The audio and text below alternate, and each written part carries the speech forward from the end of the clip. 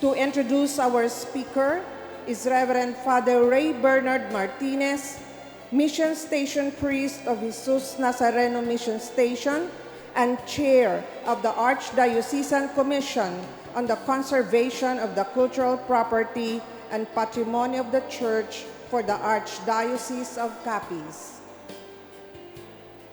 Your Excellency, Most Reverend Victor B.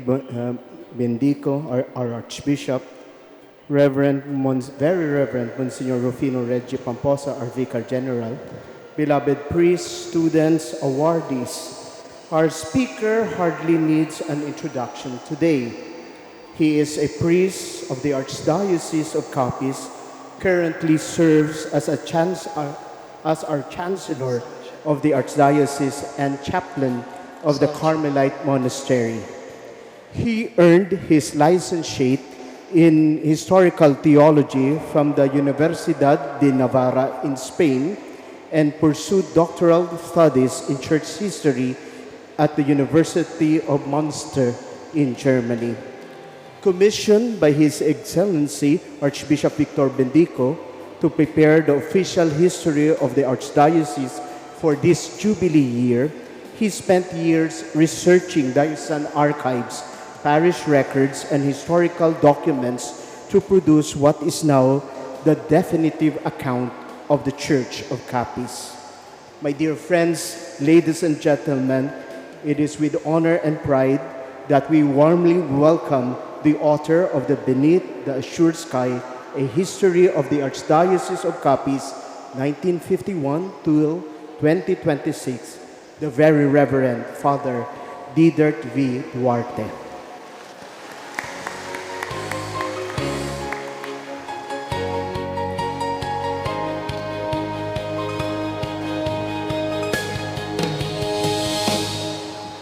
Your Excellency, Archbishop Victor B. Bendico, to our Vicar General, Monsignor Rufino Reggie Pamposa, our dear priests, religious, our guests, my dear friends, seminarians, my dear brothers and sisters, and also those who are following the live streaming of this event, maayong aga sa inyong tanan. Good morning.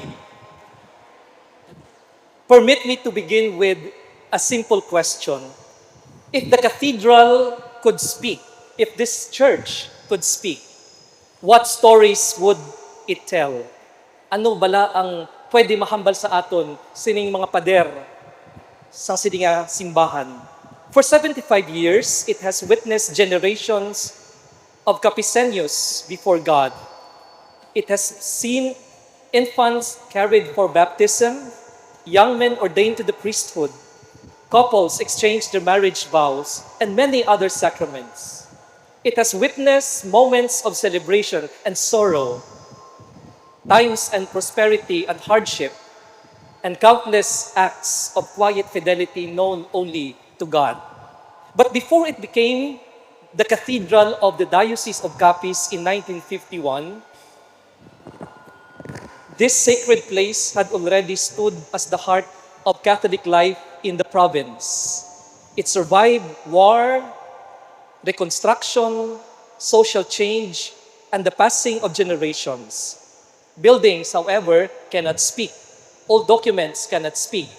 Ancient photographs cannot speak, but it's history. It is history that gives them voice.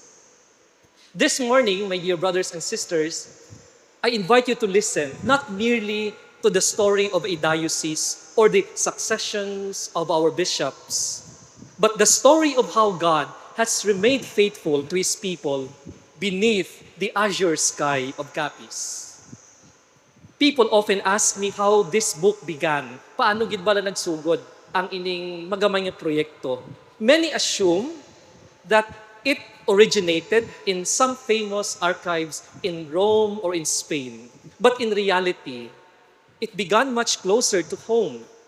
On August 4, 2024, after I had delivered a lecture for the celebration of St. John Mary Vianney Day at Santa Maria Mater et Regina Seminarium, our Archbishop rose to give his closing remarks. And then quietly, he challenged me to prepare a comprehensive history of the Archdiocese of Capiz in time for the celebration of our Diamond Jubilee. His request was expressed simply, but it carried profound significance.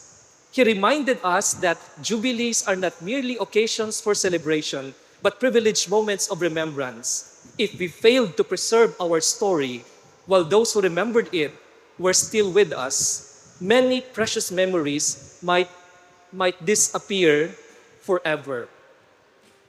I must confess that during that day, my immediate response was not enthusiasm to prepare the book, but silence. You know, at that time, I was deeply engaged in completing my doctoral dissertation to be submitted to Germany while carrying responsibilities entrusted to me as the Chancellor of the Archdiocese. And quietly, I wondered how such project could possibly be accomplished.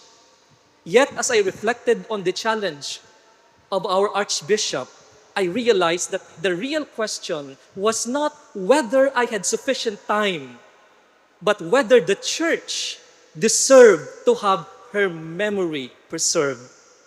The answer became increasingly clear to me. History is never written because historians have leisure or free time.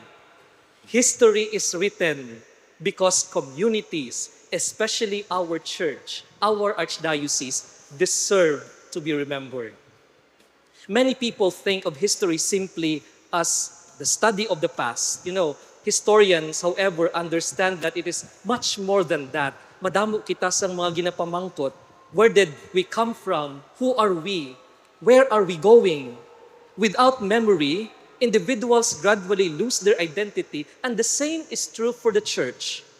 A diocese that forgets its past slowly loses its sense of mission. Thus, writing this history of the Archdiocese of Capiz through this simple book is not merely an academic undertaking for me personally, but it is a pastoral responsibility because memory nourishes our gratitude and strengthens our identity.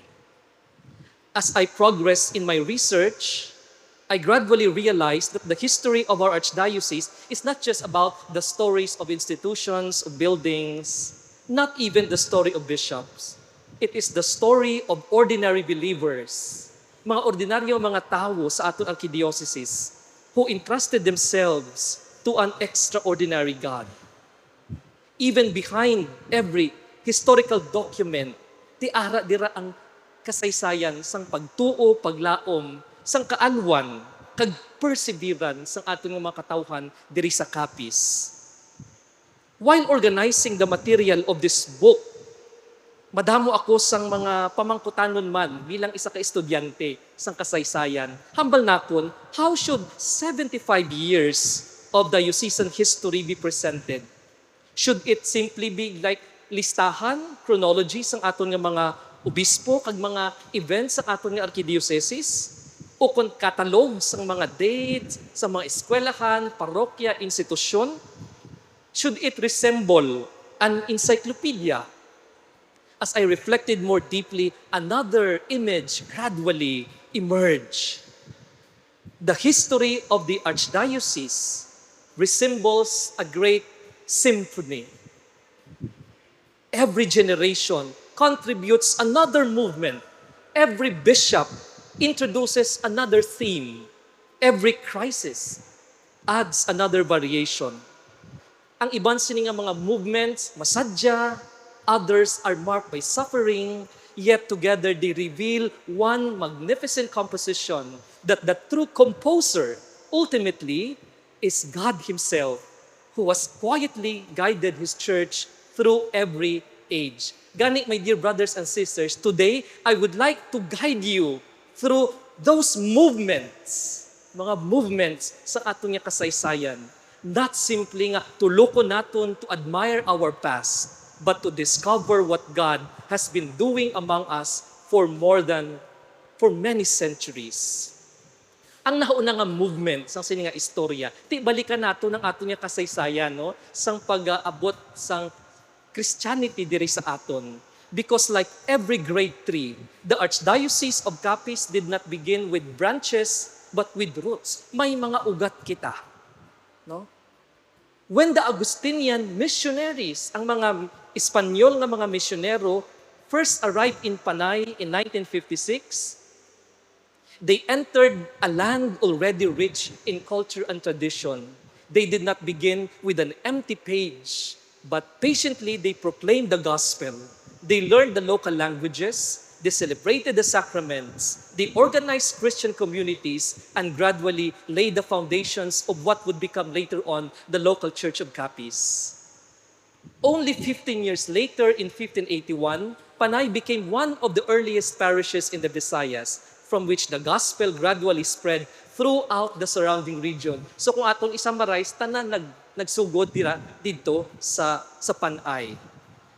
And one of the discoveries that impressed me most while writing this book was the remarkable role of the Augustinian missionaries. Sa aton siguro, ang aton lang madumduman, magsiling kita misyonaryo, ang pare nga nagkadto sa mga mission areas, celebrar sa mga sakramento, pero ini sila man yung mga misyonero, mga educators, mga architects, mga linguists, mga community builders, mga mediators, kag at critical moments of our history, they were courageous defenders of our people. History preserved. Tagaan, hindi ko subong diri masaysay sa inyo ang unod sang libro, mahatagla ko sang pila ka mga glimpse, ka mga example, sang kasaysayan naton. Isa gid nga nakatandog sa akon amo ini. That during the British occupation of Manila in 1972, Panay itself faced the threat of foreign occupation. Amid the political uncertainty, an alcalde attempted to collaborate with the British. Nga isurrender na lang ang Panay, isurrender na lang kay mahalig sila dito sa Luzon, madungka diri ang mga British, isurrender na lang naton ini sa mga British. But it was not a military who intervened, but an Augustinian friar, Fray Francisco de Valenzuela, whose courageous action prevented the province from falling into the enemies. And decades later, another missionary, we have Fray Placido Alba. He refused to abandon his parishioners despite the danger to his own life. Kaya nga, may kolera nga natabo sa probinsya, ilabinagid, diri sa Capiz. He remained among the sick. He comforted the dying, he buried the dead, and became what today we might call, kung sa aton dalas ng pandemic, siya ang frontliner. Makita ninyo, ini ka dokumento nga naghalin sa gobyerno Espanyol, nga nagapadungog sa iya. Ginpadunggan nila ang kura paroko sa katedral, ang kura paroko sa Capiz, nga bulig sa mga tawo ilabinagid sang panahon sang kolera. No other than the Spanish Governor General sa Manila ang naghatag sa nga dungog, no, sa kura paroko sang sini nga banwa. Mga ehemplo lang ini, mga examples lang ini, reminding us that the church has never stood apart from society. The shepherds have always walked beside his flock, especially in the moments of suffering and uncertainty. By the beginning of the 20th century, the church in Capiz had become a vibrant, well-established Christian community. The parishes multiplied, schools were founded, the faithful had developed a distinctly Catholic identity. Do kanami na tani, no? Kagang aton diri nga katedral, no? Makita ninyo subong kanami katahom na ang ginpatindog ilabinagid sang mga misyonero diri. Makita ninyo sa aton dira sa screen ang amo ini supposed to be, no, ang aton nga ang sanctuaryo, kanami katahom sang daan nga retablo, katahom sang iyang nga dome, ang retablo minor sa pihak. Amo ini ang aton nga katedral, ang ini nga simbahan sang panahon sa Makatsila, kag may isa ka dokumento nga nagasiling nga this is one of the most beautiful churches in the Philippines. Unfortunately, Second World War II happened. Kag amo ini ang nabilin sa aton nga simbahan diri sa Capiz. Makita ninyo, napudpud siya, wala na sang atop. Kag kun ang fatsyada na lang ang nabilin. The magnificent 19th century Immaculate Conception Church, one of the architectural treasures of Panay, was reduced to ashes in 1942. Imagine standing, no, where we are gathered today and seeing not this beautiful cathedral. Imagine, ara kita diri, ang ini nga mga structures. The ruins, the broken walls, the silence.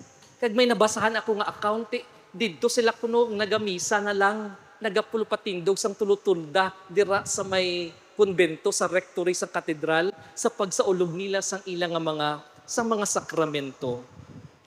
Many communities might have surrendered or discouraged under this kind of circumstance. But the people of Capiz, the Capiceños, did not. They continued to gather among the ruins to celebrate their faith. Bangod para sa aton nga mga ancestors, buildings may collapse, pero ang pagtuo, hindi gid. The reconstruction that followed became much more than a building project because it was a public profession of hope. May dala ako din nga dokumento, souvenir program, canonical erection of the Diocese of Capiz sang 1951. Kag kung aton bala diri lang tawon, ari diri ang ilang nga mga ang proyekto kung paano nila ginpatindog ang ini nga katedral, bisan ang statement of accounts, bisan ang mga fundraising projects nila, agud nga makatipon sila that time, they were raising 200,000 pesos para sa sini lang pagpatindog liwat sang katedral. Nahamot ako kay may ara sang mga charity fairs, may Mardi Gras, may mga daigon, may biniray, may ara sang musical concert nga dito sa Manila by no other than national artist, Capisnon, Jovita Fuentes. Pero nagkadlaw gid kuya kay may ari diri nga halin sa funds, halin sa ilang nga pamadyong.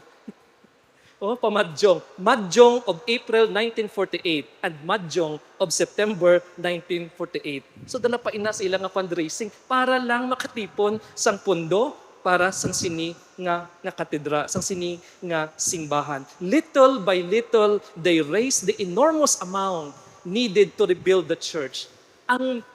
After sang gera, may ara sang mga war damages na ginhatag ang sa gobyerno sa Diocese of Haro, pero pila man lang ang ginhatag dali nga war damage, no? Naghalin kun aton lang tawon ang ilang record, naghalin gid iniya sa pagtimakas sang mga Capiceño nga mapatindog liwat ang ini nga simbahan. Subong nga adlaw, 75 years ang nagligad sang nahimo ini nga Katedral sang Diocese of Capiz.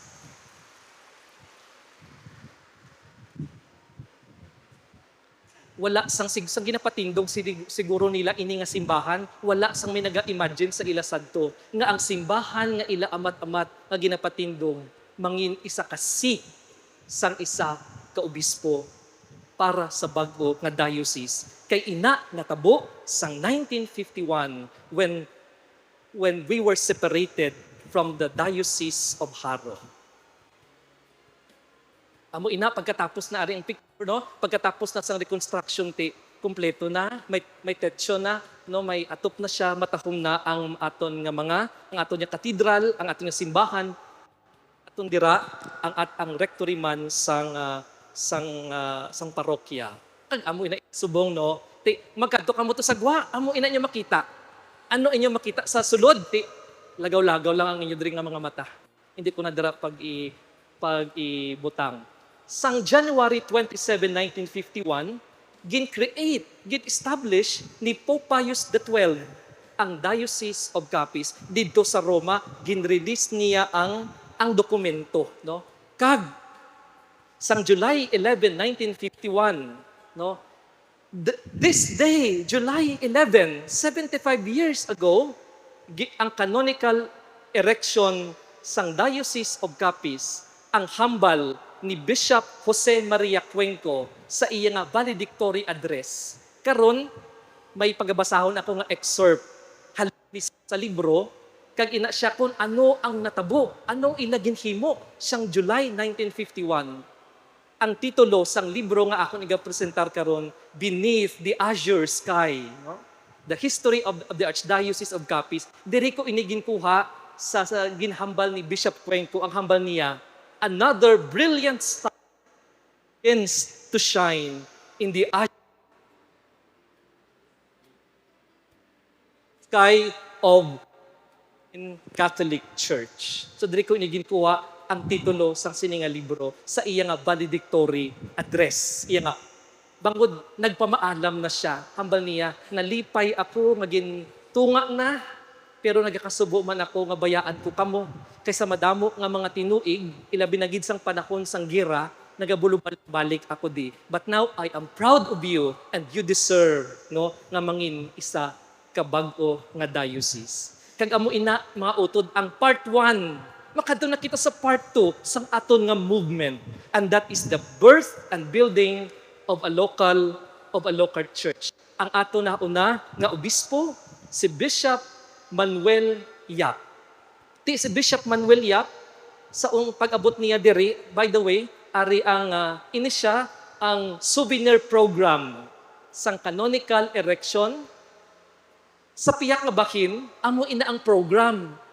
Erección Canonica de la Diócesis de Capiz, e Recepción Liturgica del Primer Obispo de Capiz. Aradar ang program sang Canonical Erection and Liturgical Reception. Diri ko sa duanay, gina-celebrate naton May 28 ang aton nga Canonical Erection. Amo ini ang dokumento nga nakita naton dito sa archive sang Archdiocese of Haro. Kag dito ko nakita nga hindi gali iya sang May 28 kundi July 11 ang aton nga canonical erection, kag amo na ini ang aton ginasaulog nga petsa. Duha ka dokumento ina ang programa kag ang aton nga souvenir program. The first shepherd, si Bishop Manuel Yap, his episcopate lasted less than a year because he was transferred to the Diocese of Calibo o Bacolod. History, however, judged merely by chronology, his administration was very brief. I think pulo lang sa diri ka bulan nga nangin aton nga obispo. But history, however, is not measured solely by the length of one's tenure, but by the direction. Una-una, iya nga gintukod ang aton nga diocesan curia. Kag sa nauna nga meeting, sa mga pari, I think that was July 26, 1951 or July 24, iya nga gin-organize ang curia. Mga commissions, nagbuwa sang Vicar General, sang iya nga Chancellor, kag una-una nga gin-mention niya, kinahanglan magpatindog kita sang seminaryo. He was already envisioning it. And then, nahamot ako, bisan pati pahambal niya, every Thursday, masaulog ako sa confirmation sa mga kabataan sa aton nga katedral. Unfortunately, 10 years lang siya diri sa aton sa Capiz, pero may mga ginordinan man siya diri. The other day, may ginpost si Father Ray, parte sa andong ka mga una-una nga pari nga ginordinan. No?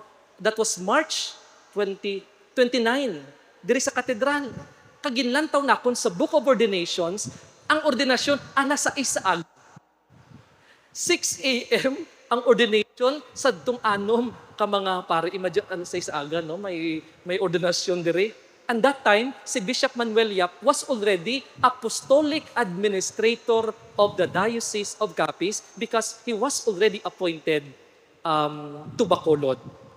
So amula nakadali kag ari no si Bishop Yap upod ang nauna nga grupo no sang mga kaparian diri sa aton sa Capiz. Ambot ko mga familiar pa sa inyo dira ang mga itsura no sang sina nga mga pari.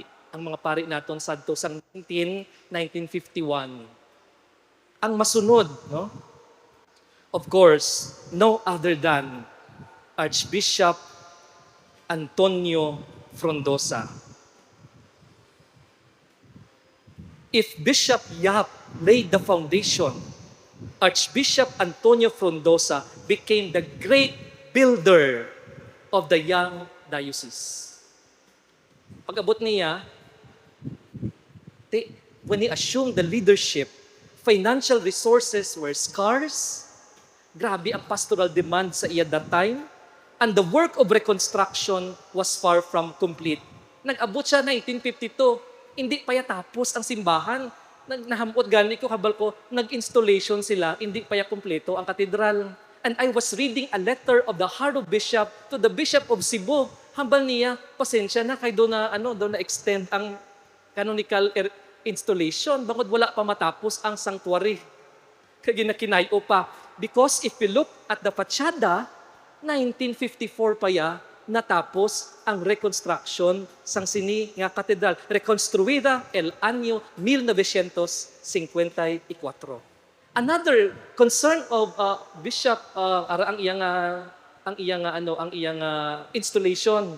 Sang aga ginordinan siya sang May 28, 1952 dito sa Pardo, and then in the afternoon he was installed as the second Bishop of Capiz. Una-una nga concern, din siya ma-star. Wala pang palasyo. Familiar ka mo sa nga building? Familiar ka mo sa nga building? There at Rizal Street, no? Ang sa Tubalang Pizza Junction, that is the first residence of Bishop Yap and Bishop Frondosa. Amo sa muna ang ilang palasyo sadto. And they were renting, nagarenta. So 51, 52, 53, and 1954 lang, August, I think 12, August in 1954, nakuman ang Archbishop's residence, ang palasyo, dito sa Lawaan. So diraan na sila nga-star. Siguro ginalakat-lakat lang niya diri no. Sa obispo pakadto diri sa aton nga katedral. And then another project of Archbishop Frondosa, ang pagpatindog sang St. Pius X Seminary. Well,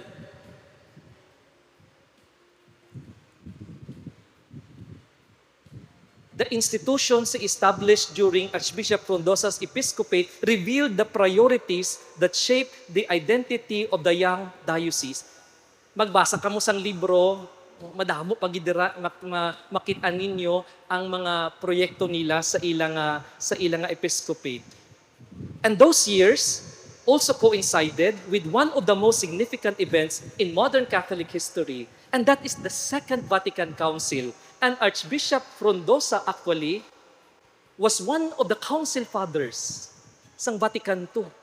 Nakumpleto niya ang mga meetings dito sa Vatican. And now, equally significant for Archbishop Frondosa was his commitment to social action.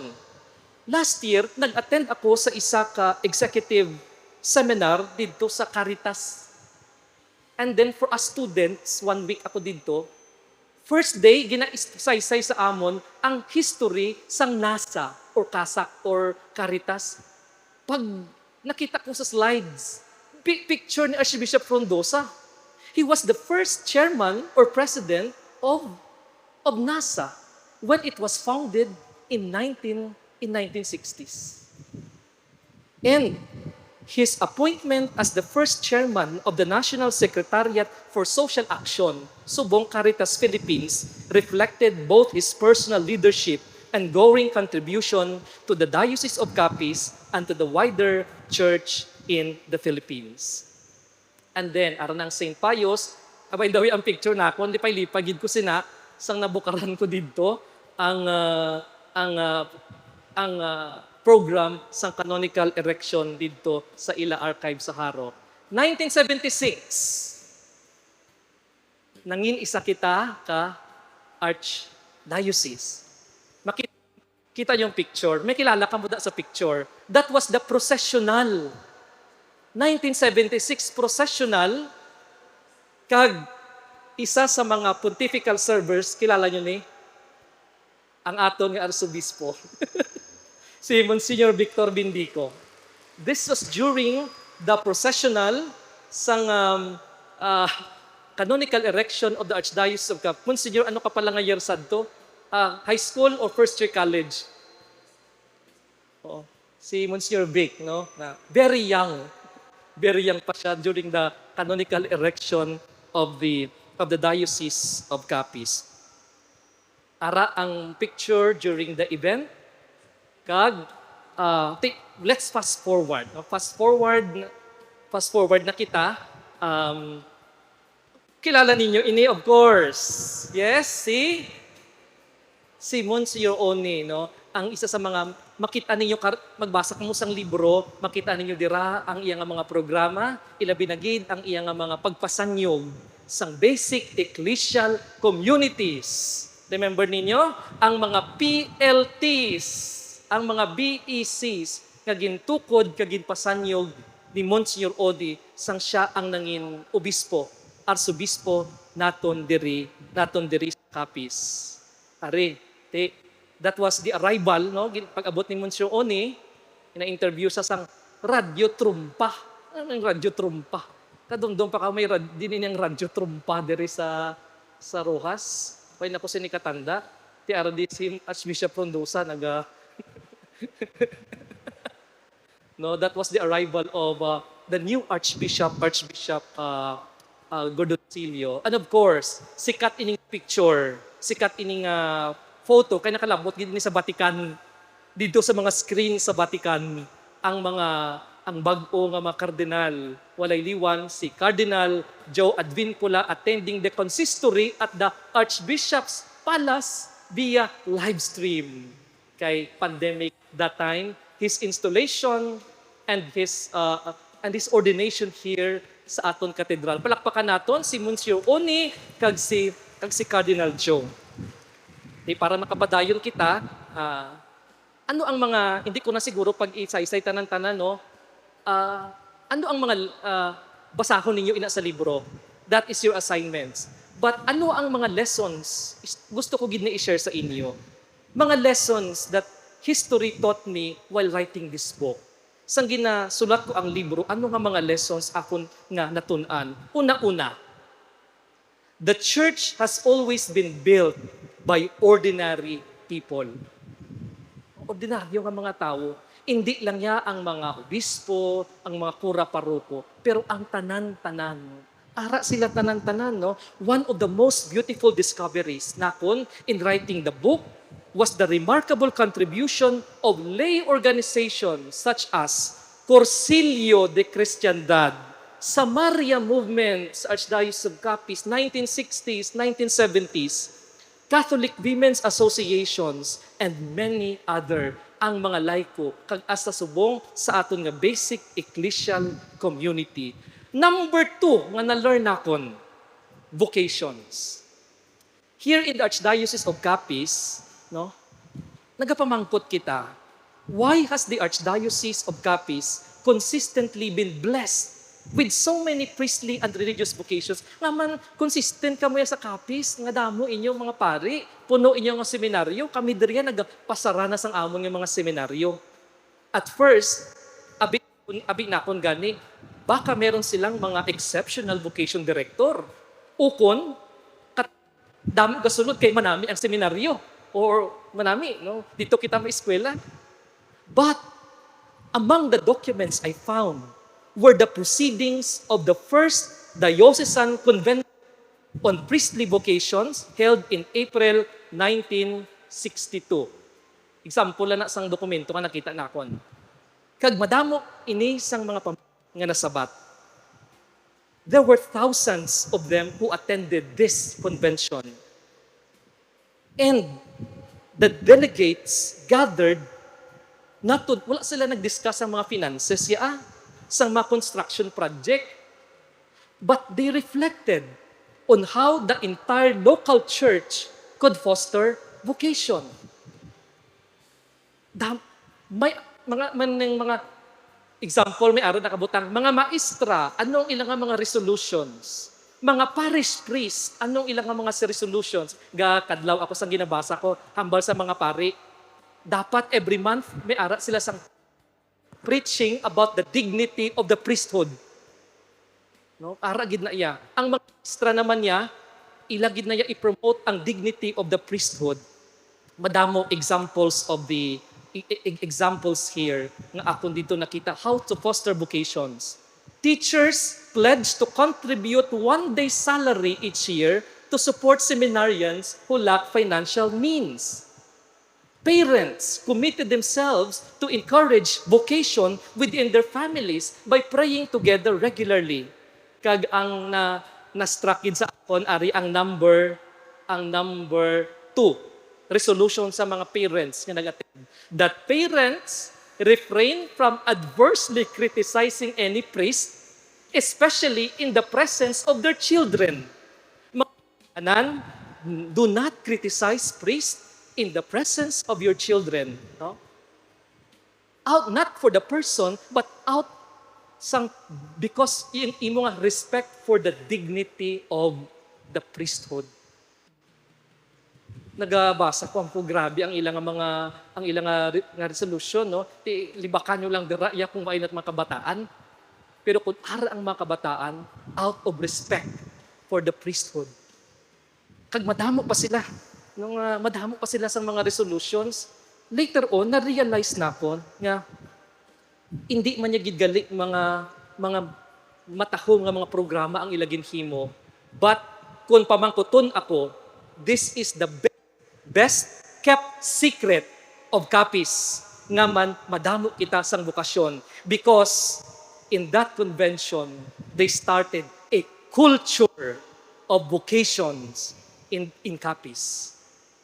Culture of vocation, may kultura sang bukasyon sa Capiz nga ilagin pabaskog pinaagi sang sini nga convention nga ngagin patawag ni Archbishop Frondosa. Kag sugod sadto, damo-damo resolution. May resolution ang mga pari, ano ila obrahon, no? Every month dapat sa amon preaching may aragid party sa dignity sang priesthood para mainganyo ang madamo, especially ang mga kabataan. Third lesson. Catholic education in Capiz.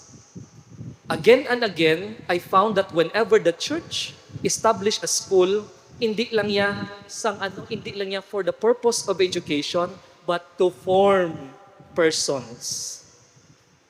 Dira man sa libro, inyo man babasahan dira, kung paano ginpatindog ang Colegio de la Purísima Concepcion, ginsaysay mismo sang founder nga nakita niya nga bago tapos gera, ang mga kabataan sa Capiz wala kabalo kung ano ang ilang future, ano ang paano padayunon nila pangabuhi. Hambal niya ini nga Catholic school, no? This is for the spiritual renaissance of the young people of Capiz. Fourth lesson, the contribution of a group of people which is often overlooked because it is largely hidden from public view. And that is the contribution of the religious women in the Archdiocese of Capiz, the different religious congregations here. I was looking at the Catholic Directory of the Philippines, 1952. Ambal ko, amugid ini ang first entry naton sa Catholic Directory. Nakabutang dito ang una-una, ang mga madre nga nag-serve diri sa Capiz, ang RVM, ang Dominican Sisters, ang St. Martin Parochial School, kag Olfa, ang RVM sang St. Mary's, kag ang Daughters of Charity na dira sa St. Anthony. At sila ang apat ka mga religious orders sang mga kababaihan. Kag subong damo na tano. We have here our MCST sisters. Thank you for coming to Capiz. No? 1990 po kayo dumating dito, di ba? You started in Sao, and then you administer CASI. Sila ngayon ay nasa CASI and the Purisima na tumutulong sa atin since 1990. Sila nang dumating dito. and many other religious men and women here in Capiz. Fifth lesson, don't worry, may 7 ini. Fifth lesson, of course, the growth of our mission stations and parishes. Wala kita nagasilingati, okay na ina, tama na ina. Tama na ina ang mga mission stations, tama na ina ang mga parokya. Makita naton sa history, nagadamo, kag nagasingipagid, tubtob nga mapalambot naton ang pulong sang Dios sa aton nga mga kauturan. The sixth lesson, the church is always there in terms of suffering, ilabinagid, in times of wars, epidemics, typhoons, and many crises. During the Second World War, churches became places of refuge. In the aftermath of many typhoons, ang Undang, ang Yolanda, ara sa aton kasaysayan, kung paano nag-upod ang aton simbahan sa aton nga mga katawhan. And perhaps the most important lesson I learned is that history is never finished. Wala pa'y matapos ang istorya naton, no? Magpadayon pa ang pagsulat sa kasaysayan sang aton nga simbahan. Paano initanan nga mga dokumento na tipon? One of the greatest discovery I made while doing this book. Most expect me maybe nga basic, Father, may nakita ka dito nga dokumento sa Vatican o sa Spain. Surprisingly, the most memorable discovery occurred not in Rome or Madrid, but in the parish of Santa Catalina in Mambusaw during the time of Father Emilio. Na? Sang theology kami, our professor in canon law, si Father Bernie Barrios, gimpakumpile sa amon ang tanang circular letters. Father Bernie, pulang ni. Kay Monsieur O, nilang ari diri. Kay Monsignor Frondosa, wala. We thought that wala ang tanan. But one afternoon, because we were invited by Father Emilio to help during the Kumpisalang Bayan, while nagsunod ako sa ilang kumbento, sa ilang opisina, and I noticed an aging wooden cabinet. Dito. And in that cabinet, tucked quietly into the corner of the parish office, may nakitaan ko dito, ginagapuran na duwa ka record book. Pagsulod ko sa opisina, amo gid dito ang nagkon sa akon nga mata, kinadtuan akon. Pinulot na akon ang duwa, nakabutang Ordenes Diocesanas. 1949 to 1986. It covered the episcopacy of Archbishop Frondosa and even the beginnings of Archbishop Godoncillo. May duha or tatlo dito ka circular letter si Bishop Manuel Yap. Kag iban pa nga mga circular letters from Haro. I experienced during that time one of the most rare moments that every historian dreams of. It was a eureka moment for me. Sa wakas, nasugpunan na from Archbishop Godoncillo, Archbishop Frondosa, makabuligid ini sa pag-reconstruct sang aton nga history from Mambusaw. Another, well, this is for the seminarians of Santa Maria Mater et Regina Seminarium. One of the most delightful discoveries I made during the research involved not a document, but an image. Kita ninyo sa kagay, Santa Maria Mater et Regina. Many of us are familiar with the title because the beloved patron of the seminary. For many years, gapi naman ko tanay kami, di ninahalin. As I continued my research, however, I became increasingly curious about its origin. That curiosity eventually led me far beyond the Philippines. Through correspondence, ginpinangita kung gid na kung sino, damo-damo pasapasa sa email, I was able to locate the iconographer, si Sister Cecilia, and she now lives in New York. She graciously recounted how she painted the original icon in 1996 for a parish in the US. May isa ka pari nga nagpa-commission sa iya nga iya nga ginmabutang sa iya nga parish church. With the permission of those who commissioned it, photographs of the icon were later published in liturgical and devotional materials. And one of the publications eventually came into the hands of Archbishop Gordoncillo, of Archbishop Father Vic Bindico, that time director of Cagay, and I think also dalapot na si Mother Tamas, and with the necessary permission, and then wala diya kabalo gani ang madre nga gingamit nila ang I actually informed her. Kagin pakita ko si ang picture. That is the original icon nga ginpaint ni Sister Cecilia. Ang na-print lang sa Celebrating the Eucharist ka libro ang nila nga part, and there are like two angels or archangels dira. When I informed Sister Cecilia that the icon she painted in 1996, like pila na ka years? 30 years ago, become the spiritual mother of countless seminarians. And baka mo kung ano yung reply sa akon, her reply was simple. Hambal niya, what has been done with it makes me very happy.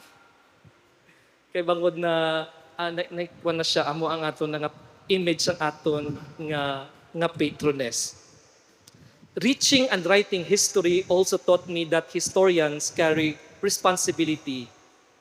Many people think nga, kung sa history ikaw, you just collect facts, you arrange them chronologically, but in reality, we also face difficult questions. Which stories deserve attention? Ano gidya ba lang ang istorya ang ibutang nimo sa libro? Which belong only in the footnotes? How does one honestly describe failures without becoming unfair? How does one celebrate achievement without reducing history to mere triumphalism? The historian's first responsibility is fidelity to the evidence, but it is accompanied by another equally important obligation, charity toward the people whose lives are being narrated. History should never become propaganda, but neither should it become an exercise of destructive criticism. Its purpose is understanding. And as I approached the final pages of the manuscript, I gradually realized, this book is not just about the past or narrating about what happened to our church. It is about gratitude. It is an expression of gratitude toward missionaries who crossed oceans to proclaim the gospel, to the bishops we had who carried the burdens of leadership.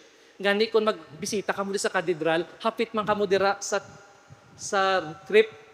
kripta sang mga former bishops naton, and say a little prayer every time nga magsulod ka mo diri sa katedral para sa aton nagtaliwan nga mga obispo nga nalubong dira. Ara dira si Archbishop Gordoncillo kag si Archbishop Frondosa.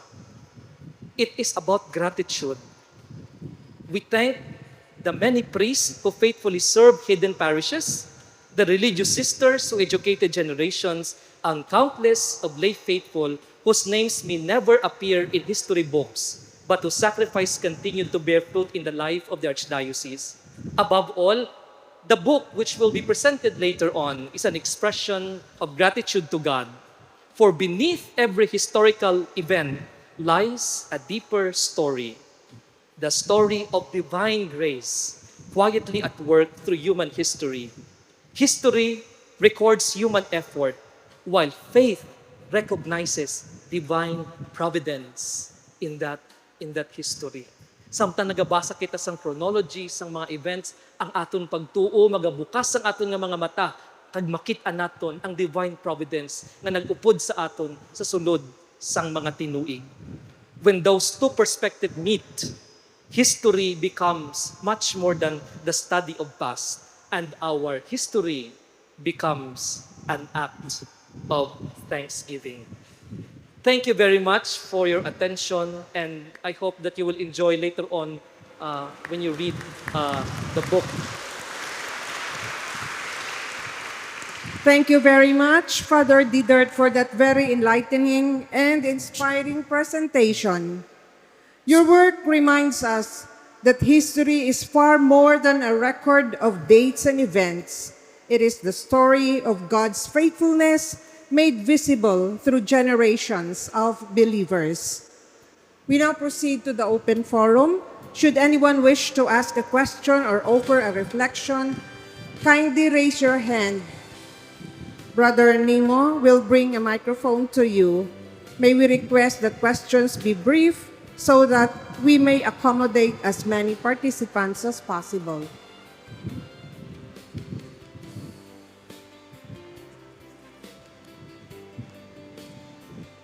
Sounds good. Good morning, Father Yes, Sister Deder, Arya, good to morning. our good bishop, Archbishop. I have a question. Kasi I know that Panay Town in 1500s was the second Christian settlement after Cebu. Yes. How come Capiz was not made the main archdiocese? How come the Spanish moved their settlement or the capital of the Catholic Church to Iloilo? Okay. Ano ang reason po, Father? based- Even if second Christian settlement ang Capiz via Panay, Panay, and should of have course stayed. Capiz, now Rojas City, we were the second Christian settlement after Cebu of the expedition of Miguel Lopez de Legazpi. How come the capital of the church moved to down south of Panay Island, which is Iloilo? Thank you very much, Sister Harriet, for that question. I think it's about economics. Economics. Muna gidyang wala nga isa nga lang tabo nato, no. I mean, that time they just left. They just left, no. They just left our town because they're not interested with our place. They are just hiding from the Portuguese. That's why they hide here in Panay. They were just hiding from the enemies, from the Portuguese. And then they are looking forward to go to Manila, to conquer Manila. And actually, it's not about Manila. They want to move forward to the north, to conquer China. To conquer China. But, go back to that question. Ang economy, siguro nag-flourish na gid dito ya ang Iloilo, ilabi na gid ang Haro. Kay if you read the history, they have their own history. Di makitaan man naton dira kung paano may nag-umwad sila.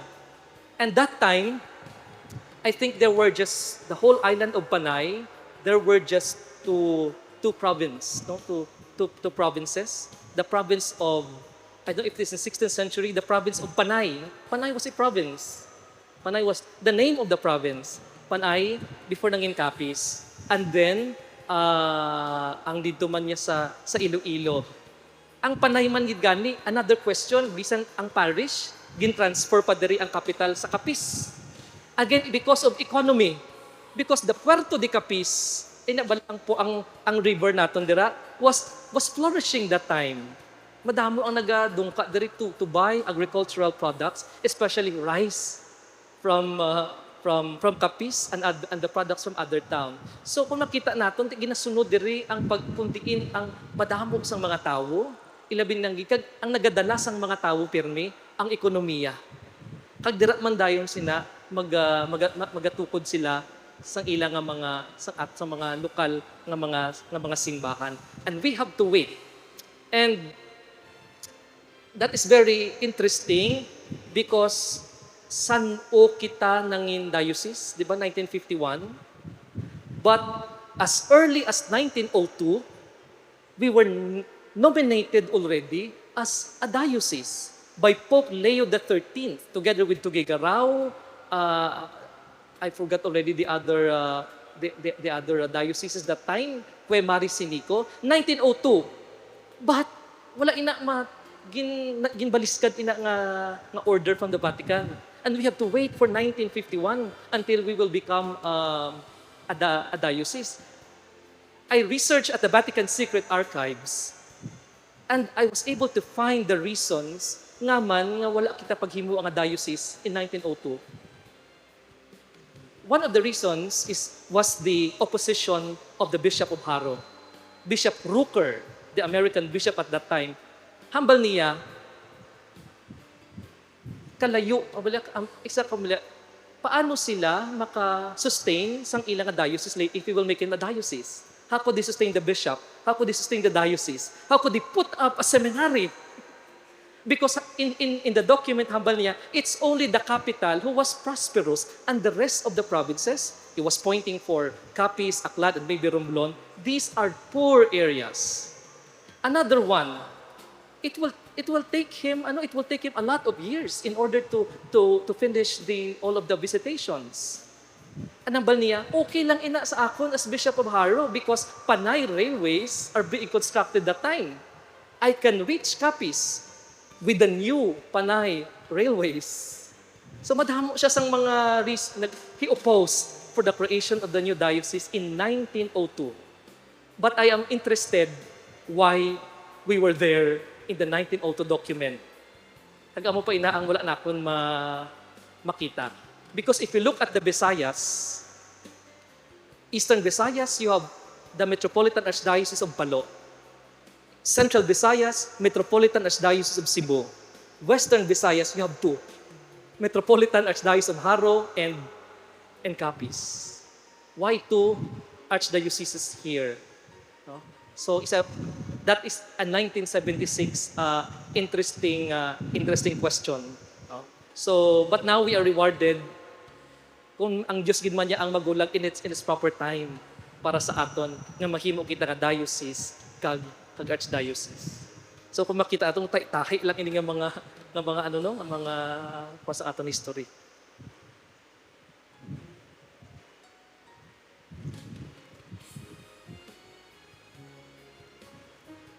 Congratulations, Father, for launching this book. No?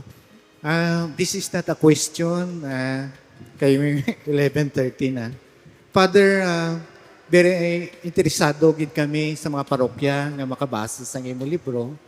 And we would suggest siguro nga kung pwede ma-provide ng kada parokya para may kuan gid sa gid nga makabasa ang interested magbasa sang history sa aton archdiocese with due respect to our beloved Archbishop Monsignor Vic.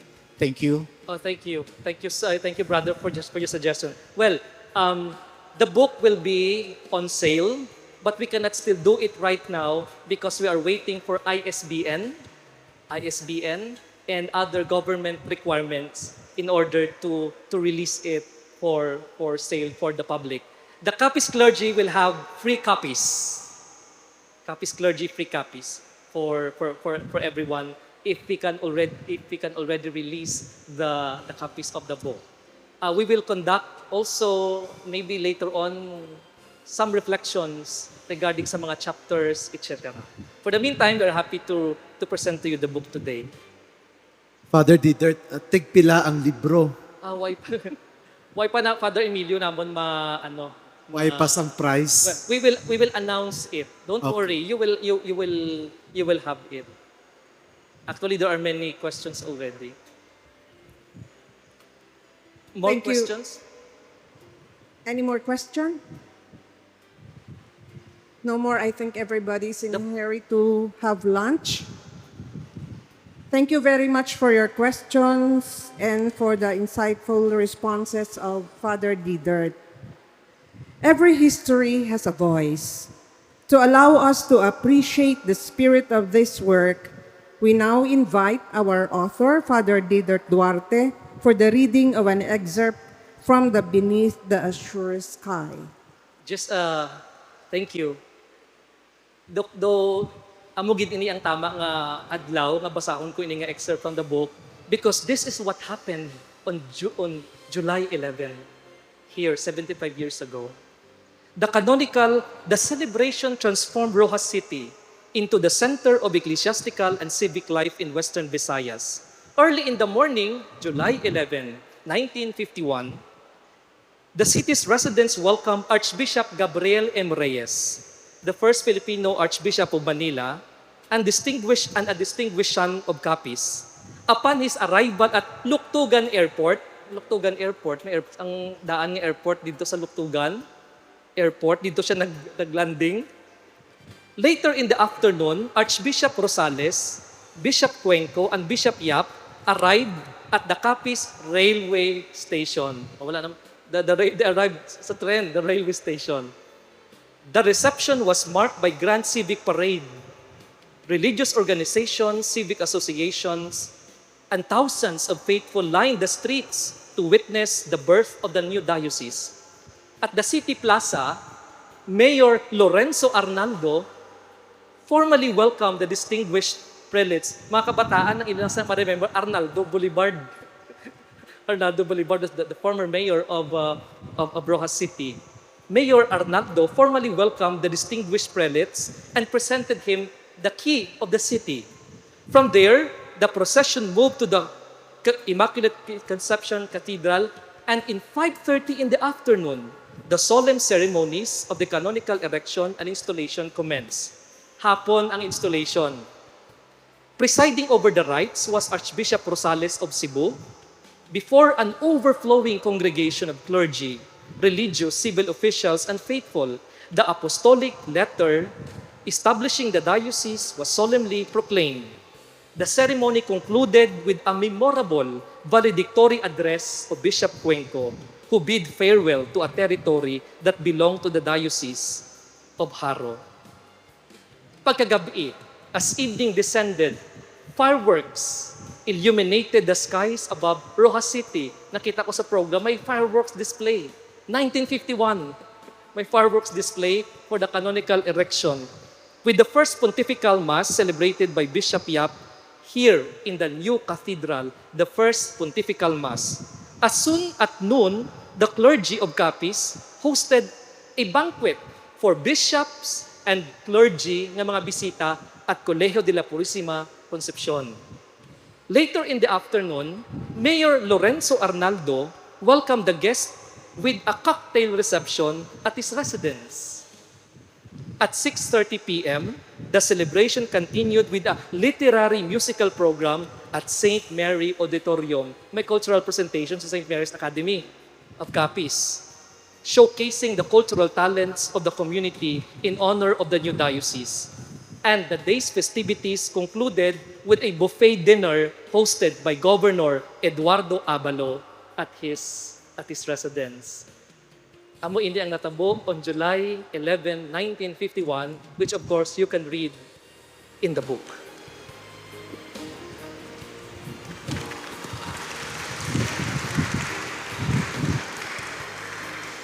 Thank you very much, Father Leader. My dear fathers, brothers, and sisters, this is the moment. Books preserve memory. They safeguard identity. They become bridges between generations. May I now request our beloved Archbishop, Most Reverend Victor Bibendico Didi, together with Reverend Father Leader Duarte, to come up for the formal unveiling and launching of Beneath the Azure Sky, a history of the Archdiocese of Capiz, 1951 to 2026. May I also request everyone to please rise. Ready? 3, 2, 1.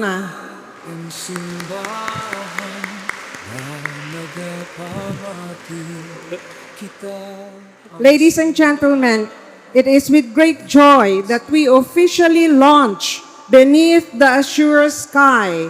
Congratulations! Thank you.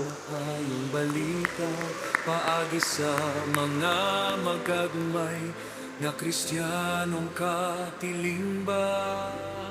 Thank you very much, Monsignor. Behind every published work,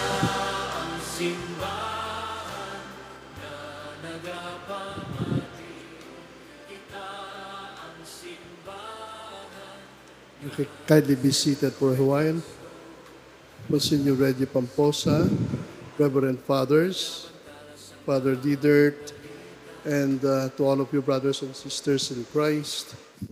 So, Father Didert has given us a gift the gift of his work as a dedicated priest of the Archdiocese of Capiz.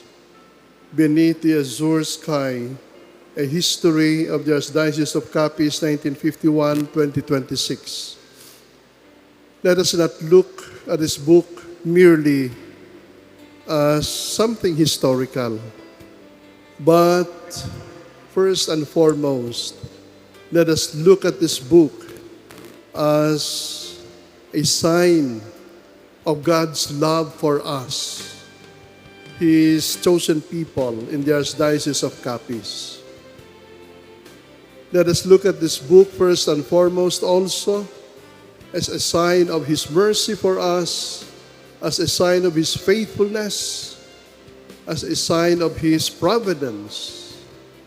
And so I personally thank Father Dider Duarte for coming up with this book. Well, I mentioned to him a challenge a few years back, and I am so glad that he has done really and truly something, particularly the realization of this book. I came to understand from him that this book, meaning the copies of this book, arrived only last night from Iloilo at 9:30 in the evening via the bus, no? Anong bus na nagabiyahe from Iloilo to Rojas? Ceres, no? Ceres. So, nakahingabot, no? Ang iyang libro. And, this book, no? Kung mabakalgin man kita, na may-ari na siya daring, no? Nano ini siya? QR code. Na, dira, no? Ma-QR code ka, and then eventually, you would be able to order, no? The book itself. Okay? So, I hope that this book would not remain in our bookshelves. We try to read this. This is also our history. This is a sign of God's love for each and every one of us. So congratulations, Father Didert. Salamat, Gid, no? Ang tensyon siguro na na-experience niya while studying abroad and at the same time writing about this book, no? So, ginabulo-balan sila niya sa siguro, no? Kung paano. But thanks be to God, he was able to come up with something great for our Jubilee celebrations. Okay? Father Didert, God bless you. Thank you very much, Your Excellency. As we conclude this memorable gathering, may this book serve not merely as a record of our past, but as a reminder that every generation is called to write its own chapter in the history of faith. On behalf of the Archdiocese of Capiz, we express our heartfelt gratitude to all who joined us today. Copies of Beneath the Azure Sky may be reserved through the QR code, as Archbishop Bendico stated. Thank you for being part of this historic celebration. May God continue to bless the Archdiocese of Capiz as we journey together beneath the azure sky, sustained by generations of heaven's blessings. Good day, and God bless everyone.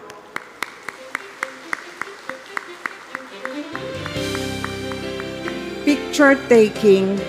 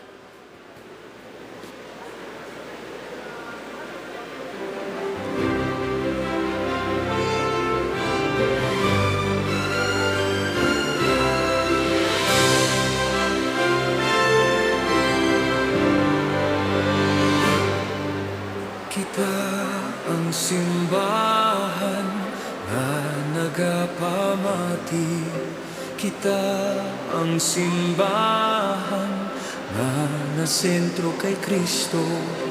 Wala sing pinilian, nagabantala sa maayong balita, paagi sa mga magagmay nga Kristiyanong katilingban.